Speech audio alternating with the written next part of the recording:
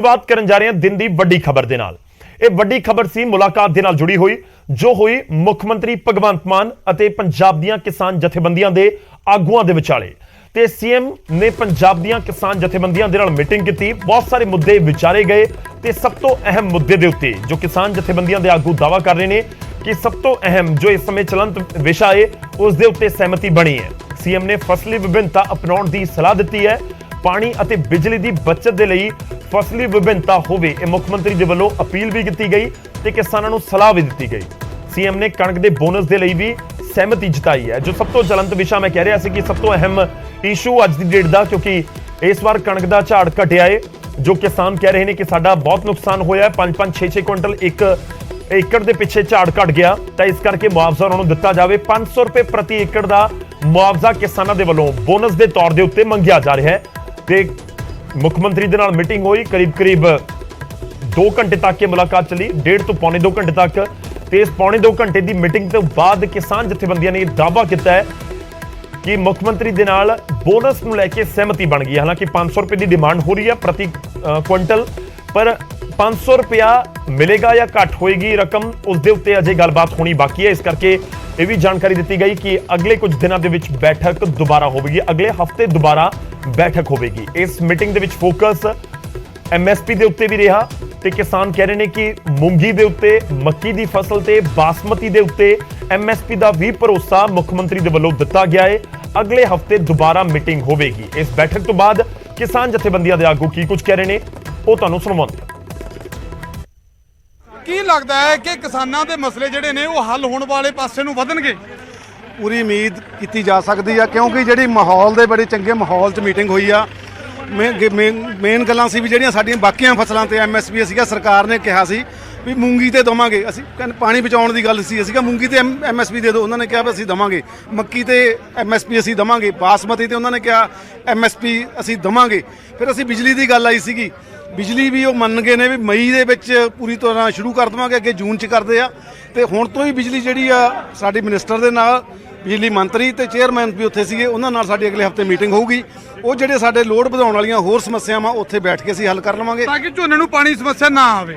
ਹਾਂ, ਤੇ ਡਿਵਰਸੀਫਿਕੇਸ਼ਨ ਹੋਵੇ, ਮੇਨ ਗੱਲ ਡਿਵਰਸੀਫਿਕੇਸ਼ਨ ਤੇ ਸੀ। ਜਿਹੜੀ ਡਿਵਰਸੀਫਿਕੇਸ਼ਨ ਦੀ ਗੱਲ ਕੀਤੀ ਜਾ ਰਹੀ ਆ ਉਹਨੂੰ ਲੈ ਕੇ, ਕਿਉਂਕਿ ਪ੍ਰਪੋਜ਼ਲ ਸਰਕਾਰ ਦੀ ਵੀ, ਪ੍ਰਪੋਜ਼ਲ ਤੁਹਾਡੀ ਵੀ, ਸਰਕਾਰ ਦੀ ਪ੍ਰਪੋਜ਼ਲ ਜਿਹੜੀ ਹੈ ਵਾਹਣ ਖਾਲੀ ਰੱਖਣ ਦੀ ਨਬਾਰਡ ਦੀ ਸਕੀਮ ਇੱਕ ਦੱਸੀ ਜਾ ਰਹੀ ਹੈ, ਉਹਦੇ ਤਹਿਤ ਕੋਈ ਗੱਲਬਾਤ ਨੇੜੇ ਲੱਗਦੀ ਆ ਕਿ ਤੁਹਾਨੂੰ ਲੱਗਦਾ ਹੈ ਕਿ ਉਹਦੇ ਤਹਿਤ ਮੁਆਵਜ਼ਾ ਉਹਨਾਂ ਨੂੰ ਸਰਕਾਰ ਦੇ ਸਕਦੀ ਹੈ, ਕਿਸਾਨ ਦੀ ਭਰਪਾਈ ਕਰ ਸਕਦੀ ਹੈ ਕਿ ਕਿਸਾਨ ਆਪਣੀ ਜ਼ਮੀਨ ਨੂੰ 6 ਮਹੀਨੇ ਲਈ ਖਾਲੀ ਰੱਖ ਸਕੇ? ਨਹੀਂ, 2 ਮਹੀਨੇ ਦਾ ਨਵਾੜ ਦਾ 10,000 ਰੁਪਈਆ ਦਿੰਦੇ ਆ। 10,000 ਰੁਪਏ 'ਚ ਕਿਸੇ ਨੇ ਖਾਲੀ ਨਹੀਂ ਰੱਖਣੀ। ਅਸੀਂ 6 ਮਹੀਨੇ ਰੱਖਣ ਨੂੰ ਤਿਆਰ ਆ। ਠੇਕਾ ਦੇਖੋ, ਸਾਡਾ 60,000 ਠੇਕਾ ਬਣਦਾ, ਸਾਨੂੰ 35-40,000 ਰੁਪਈਆ ਦਿਓ, ਅਸੀਂ 6 ਮਹੀਨੇ ਖਾਲੀ ਰੱਖ ਲਵਾਂਗੇ। ਇਹ ਗੱਲਾਂ ਉਹਨਾਂ ਨਾਲ ਕਹਿ ਕੇ ਆਏ ਆ। ਉਹ ਕਹਿੰਦੇ ਅਸੀਂ ਦਿੱਲੀ ਗੱਲ ਕਰਦੇ ਆ ਨਵਾੜ ਨਾਲ ਵੀ 6 ਮਹੀਨੇ ਖਾਲੀ ਰੱਖਣ ਤਾਂ ਕਿੰਨੇ ਪੈਸੇ ਮਿਲਣਗੇ, ਇਹ ਗੱਲ ਹੋਈ ਆ ਸਾਡੇ। ਇੱਕ ਜਿਹੜੀ ਕਣਕ ਦੇ ਮੁਆਵਜ਼ਾ ਜਿਹੜੀ ਬੋਨਸ ਦੀ ਗੱਲ ਹੋਈ ਆ, ਥੋੜੀ ਦੇਰ ਪਹਿਲਾਂ ਡੱਲੇਵਾਲ ਸਾਹਿਬ ਵੀ ਕਹਿ ਰਹੇ ਸੀ, ਉਹ ਤੁਹਾਨੂੰ ਲੱਗਦਾ ਹੈ ਕਿ ਪੋਜ਼ਿਟਿਵ ਗੱਲਬਾਤ ਹੋਈ ਆ? ਤੁਹਾਨੂੰ ਲੱਗਦਾ ਹੈ ਕਿ ਵਾਕਈ, ਕਿਉਂਕਿ ਫਸਲ ਤਾਂ ਸਾਰਿਆਂ ਦੀ ਨੁਕਸਾਨੀ ਗਈ ਹੈ ਨਾ, ਕਣਕ ਦਾ ਝਾੜ ਸਾਰਿਆਂ ਦਾ ਘਟ ਗਿਆ, ਤੁਹਾਨੂੰ ਲੱਗਦਾ ਕਿ ਇੱਕ ਮੁਸ਼ਤ ਸਾਰਿਆਂ ਨੂੰ ਬੋਨਸ ਮਿਲਣ ਦੀ ਉਮੀਦ ਹੈਗੀ ਹੈ? ਸਾਨੂੰ ਉਹਨਾਂ ਨੇ ਯਕੀਨ ਦਿਵਾਇਆ।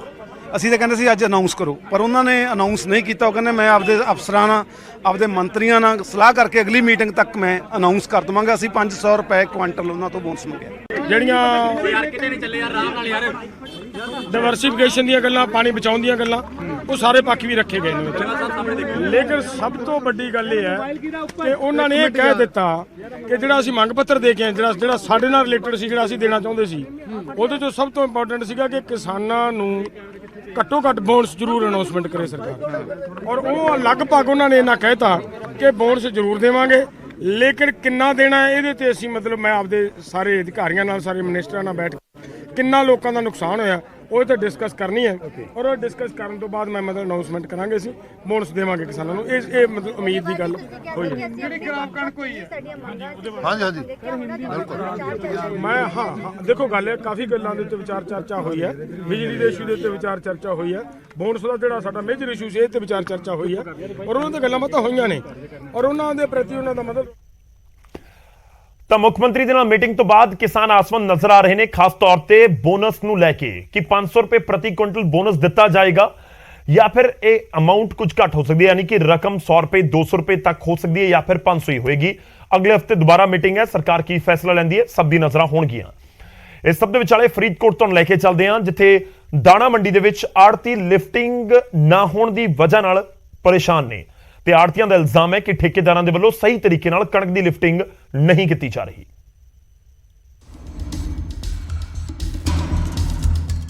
ਬੀਤੇ ਦਿਨੀ ਪਈ ਤੇਜ਼ ਗਰਮੀ ਕਾਰਨ ਕਣਕ ਦੀ ਵਾਢੀ ਜਲਦੀ ਸ਼ੁਰੂ ਹੋ ਗਈ ਹੈ। ਮੰਡੀਆਂ 'ਚ ਕਣਕ ਦੇ ਅੰਬਾਰ ਲੱਗ ਗਏ ਨੇ, ਜਿਸ ਨੇ ਆੜਤੀਆਂ ਦੇ ਮੱਥੇ ਤੇ ਤਰੇੜੀਆਂ ਲਿਆ ਰੱਖੀਆਂ ਨੇ।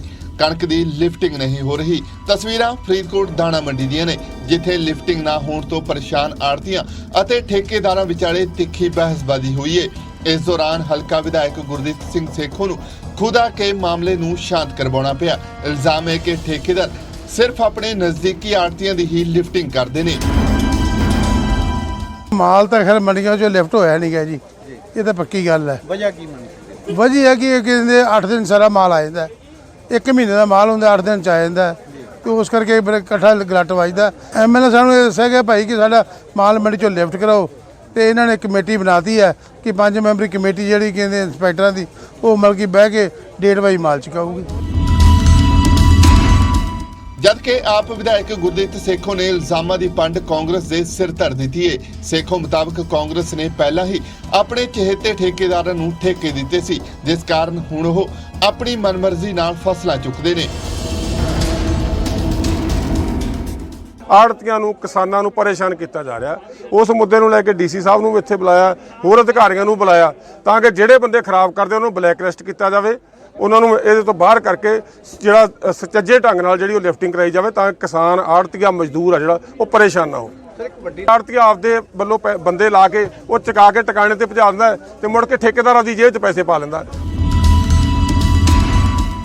ਮਾਮਲਾ ਵਾਧਾ ਦੇ ਕੇ ਸੇਖੋਂ ਨੇ ਇਸ ਦੇ ਹੱਲ ਲਈ 5 ਮੈਂਬਰੀ ਕਮੇਟੀ ਦਾ ਗਠਨ ਕੀਤਾ ਹੈ, ਜਿਹੜੀ ਕਿ ਲਿਫਟਿੰਗ ਨੂੰ ਦਰੁਸਤ ਬਣਾਏ ਰੱਖਣ ਦੀ ਨਜ਼ਰਸਾਨੀ ਕਰੇਗੀ। ਜਦਕਿ ਫਰੀਦਕੋਟ ਡਿਪਟੀ ਕਮਿਸ਼ਨਰ ਵੱਲੋਂ ਸਾਰੇ ਮਾਮਲੇ ਦੀ ਰਿਪੋਰਟ ਤਿਆਰ ਕਰਨ ਦੇ ਹੁਕਮ ਦਿੱਤੇ ਗਏ ਨੇ। ਫਰੀਦਕੋਟ ਤੋਂ ਨਰੇਸ਼ ਸੇਠੀ, ਨਿਊਜ਼ 18 ਪੰਜਾਬ। ਤਾਂ ਬਹੁਤ ਸਿੱਧਾ ਜਿਹਾ ਫਾਰਮੂਲਾ ਹੈ ਕਿ ਜੇ ਲਿਫਟਿੰਗ ਹੋਏਗੀ ਤਾਂ ਥਾਂ ਖਾਲੀ ਹੋਏਗੀ ਤੇ ਉਸ ਤੋਂ ਬਾਅਦ ਉੱਥੇ ਆ ਕੇ ਹੋਰ ਕਿਸਾਨ ਆਪਣੀ ਫਸਲ ਵੇਚ ਸਕਣਗੇ। ਪਰ ਆੜਤੀ ਕਹਿ ਰਹੇ ਨੇ ਕਿ ਲਿਫਟਿੰਗ ਹੋ ਨਹੀਂ ਰਹੀ, ਇਸ ਕਰਕੇ ਉਹਨਾਂ ਨੂੰ ਵੀ ਪਰੇਸ਼ਾਨੀ ਦਾ ਸਾਹਮਣਾ ਕਰਨਾ ਪੈ ਰਿਹਾ ਹੈ। ਅੱਗੇ ਵਧਦੇ ਹਾਂ। ਮਾਨ ਸਰਕਾਰ ਦਾ 1 ਮਹੀਨਾ ਪੂਰਾ ਹੋਣ ਦੇ ਉੱਤੇ 600 ਯੂਨਿਟ ਮੁਫਤ ਕਰਨ ਦਾ ਐਲਾਨ ਕੀਤਾ ਗਿਆ ਕਿ 600 ਯੂਨਿਟ ਹਰ ਬਿੱਲ ਦੇ ਵਿੱਚ, ਯਾਨੀ ਕਿ 2 ਮਹੀਨਿਆਂ ਦੇ ਵਿੱਚ ਮੁਫਤ ਕੀਤੇ ਗਏ ਨੇ ਲੋਕਾਂ ਦੇ ਲਈ। ਪਰ ਇਸ ਐਲਾਨ ਨੂੰ ਲੈ ਕੇ ਵਿਰੋਧੀਆਂ ਨੇ ਮਾਨ ਸਰਕਾਰ ਨੂੰ ਘੇਰ ਰਹੇ ਨੇ। ਮਾਨ ਸਰਕਾਰ ਨੂੰ ਲਗਾਤਾਰ ਘੇਰਿਆ ਜਾ ਰਿਹਾ।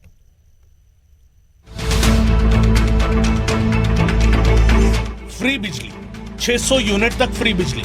ਇਹ ਐਲਾਨ ਸੀਐਮ ਮਾਨ ਨੇ ਸਰਕਾਰ ਦੇ 1 ਮਹੀਨਾ ਪੂਰਾ ਹੋਣ ਤੇ ਕੀਤਾ। ਐਲਾਨ ਹੋਇਆ ਪਰ ਜਾਤੀ ਫੈਕਟਰ ਦੇ ਆਧਾਰ ਵੀ ਯੂਨਿਟਾਂ ਦੀ ਵੰਡ ਹੋਈ। ਜਿਸ ਨੂੰ ਲੈ ਕੇ ਸਿਆਸੀ ਸੰਗਰਾਮ ਸ਼ੁਰੂ ਹੋ ਗਿਆ। ਵਿਰੋਧੀਆਂ ਦੇ ਨਿਸ਼ਾਨੇ ਤੇ ਭਗਵੰਤ ਮਾਨ ਨੇ ਨਵਜੋਤ ਸਿੱਧੂ ਨੇ ਮਾਨ ਸਰਕਾਰ ਨੂੰ ਨਿਸ਼ਾਨੇ ਤੇ ਲੈਂਦਿਆਂ ਕਿਹਾ ਕਿ ਸਾਰੇ ਵਰਗਾਂ ਨੂੰ ਇੱਕੋ ਜਿਹਾ ਕਿਉਂ ਨਾ ਮੁਫਤ ਬਿਜਲੀ ਦਾ ਫਾਇਦਾ ਦਿੱਤਾ ਗਿਆ। अब हुआ क्या है कि तब इन्होंने ये कहा था कि हम सारी जनरल कैटेगरी को 300 यूनिट पर महीना, मतलब 2 महीने का बिल आता है पंजाब में तो 600 यूनिट देंगे कि जनरल कैटेगरी को 600 यूनिट मिलेगा, और अगर उनसे ऊपर भी आया बिल तो 600 यूनिट माफ होके बिजली का बिल आएगा। अब साहब पलट गए हैं, पलटू मियां। ਕਾਂਗਰਸ ਹੀ ਨਹੀਂ, ਅਕਾਲੀ ਦਲ ਤੇ ਭਾਜਪਾ ਵੀ ਮਾਨ ਸਰਕਾਰ ਨੂੰ ਤਿੱਖੇ ਸਵਾਲ ਕਰ ਰਹੇ ਨੇ। ਅਕਾਲੀ ਦਲ ਦਾ ਕਹਿਣਾ ਹੈ ਕਿ ਜਦ ਵੋਟਾਂ ਜਾਤ ਦੇ ਆਧਾਰ ਤੇ ਨਹੀਂ ਹੋਈਆਂ ਤਾਂ ਸਕੀਮਾਂ ਜਾਤ ਦੇ ਆਧਾਰ ਤੇ ਕਿਉਂ ਦਿੱਤੀਆਂ ਜਾ ਰਹੀਆਂ ਨੇ। ਅੱਜ ਸੂਬੇ ਦੇ ਮੁੱਖ ਮੰਤਰੀ ਭਗਵੰਤ ਮਾਨ ਸਾਹਿਬ ਨੂੰ ਸਵਾਲ ਹੈ ਕਿ ਜਦੋਂ ਚੋਣਾਂ ਤੋਂ ਪਹਿਲਾਂ ਬਿਜਲੀ ਦੀ ਗਾਰੰਟੀ ਦਿੱਤੀ ਸੀ, ਉਦੋਂ ਇਹ ਗੱਲ ਕਿਉਂ ਨਹੀਂ ਦੱਸੀ ਕਿ ਇਹ ਕੈਟਾਗਰੀਆਂ ਦੇ ਹਿਸਾਬ ਨਾਲ, ਉਦੋਂ ਕਿਉਂ ਪੰਜਾਬੀਆਂ ਨਾਲ ਵਾਅਦਾ ਕੀਤਾ ਕਿ ਸਾਰਿਆਂ ਨੂੰ ਮੁਫਤ ਬਿਜਲੀ ਤੇ 24 ਘੰਟੇ ਬਿਜਲੀ ਦੇਵਾਂਗੇ। ਅੱਜ ਭਗਵੰਤ ਮਾਨ ਸਾਹਿਬ ਇਹ ਦੱਸਣ ਕਿ ਛੋਟਾ ਜ਼ਿਮੀਂਦਾਰ, ਛੋਟਾ ਦੁਕਾਨਦਾਰ, ਉਹਨਾਂ ਨੂੰ ਇਹ ਸਕੀਮ ਦੇ ਵਿੱਚੋਂ ਬਾਹਰ ਕਿਉਂ ਰੱਖਿਆ ਗਿਆ, ਕਿਉਂਕਿ ਸਿਰਫ ਉਹ ਜਨਰਲ ਕੈਟਾਗਰੀ ਦੇ ਨੇ। ਵਿਰੋਧੀਆਂ ਦੇ ਨਿਸ਼ਾਨੇ ਤੇ ਆਮ ਆਦਮੀ ਪਾਰਟੀ ਹੈ। ਸਵਾਲ ਚੁੱਕੇ ਜਾ ਰਹੇ ਨੇ। ਇਸੇ ਵਿਚਾਲੇ ਆਮ ਆਦਮੀ ਪਾਰਟੀ ਨੇ ਵੀ ਮੁਫਤ ਬਿਜਲੀ ਦੀ ਵੰਡ ਨੂੰ ਲੈ ਕੇ ਆਪਣਾ ਸਪਸ਼ਟੀਕਰਨ ਦਿੱਤਾ। ਪੰਜਾਬ ਦੇ ਲੋਕਾਂ ਨੂੰ ਮੇਰੀ ਬੇਨਤੀ ਹੈ, ਜਿਹੜੇ ਸਾਡੇ ਵਿਰੋਧੀ ਪਿਛਲੇ ਕੱਲ ਤੋਂ ਕੂੜ ਪ੍ਰਚਾਰ ਕਰ ਰਿਹਾ ਮਾਨ ਸਾਹਿਬ ਦੀ ਸਰਕਾਰ ਦੇ ਖਿਲਾਫ, ਝੂਠਾ ਪ੍ਰੋਪੇਗੈਂਡਾ ਕਰ ਰਿਹਾ, ਉਹਦੇ ਤੋਂ ਬਚਣ ਦੀ ਲੋੜ ਹੈ। ਮਾਨ ਸਾਹਿਬ ਦੀ ਸਰਕਾਰ ਨੇ ਸਪਸ਼ਟ ਕਿਹਾ ਹੈ ਵੀ 300 ਯੂਨਿਟ ਹਰੇਕ ਹਾਊਸ ਹੋਲਡ ਨੂੰ ਪੰਜਾਬ 'ਚ ਫ੍ਰੀ ਬਿਜਲੀ ਜਿਹੜੀ ਹੈ 1 ਜੁਲਾਈ ਤੋਂ ਦਿੱਤੀ ਜਾਊਗੀ। 1 ਜੁਲਾਈ ਤੋਂ ਮੁਫਤ ਬਿਜਲੀ ਦਾ ਲਾਹਾ ਮਿਲੇਗਾ। ਐਸਸੀ, ਬੀਸੀ ਤੇ ਬੀਪੀਐਲ ਖਪਤਕਾਰ ਜੇਕਰ 600 ਯੂਨਿਟ ਤੋਂ ਵੱਧ ਬਿਜਲੀ ਖਪਤ ਕਰਨਗੇ ਤਾਂ ਉਹਨਾਂ ਨੂੰ 600 ਤੋਂ ਬਾਅਦ ਯੂਨਿਟਾਂ ਦਾ ਹੀ ਬਿੱਲ ਆਵੇਗਾ। ਪਰ ਜੇਕਰ ਜਨਰਲ ਕੈਟਾਗਰੀ 600 ਤੋਂ ਵੱਧ ਯੂਨਿਟਾਂ ਖਪਤ ਕਰਦੀ ਹੈ ਤਾਂ ਉਸ ਨੂੰ 600 ਮਾਫ ਯੂਨਿਟਾਂ ਦੇ ਵੀ ਪੈਸੇ ਦੇਣੇ ਹੋਣਗੇ। ਇਸ ਨੂੰ ਲੈ ਕੇ ਜਨਰਲ ਵਰਗ ਦੇ ਨਾਲ-ਨਾਲ ਸਿਆਸੀ ਆਗੂ ਵੀ ਵਿਰੋਧ ਕਰ ਰਹੇ ਨੇ। Bureau report, news 18 Punjab.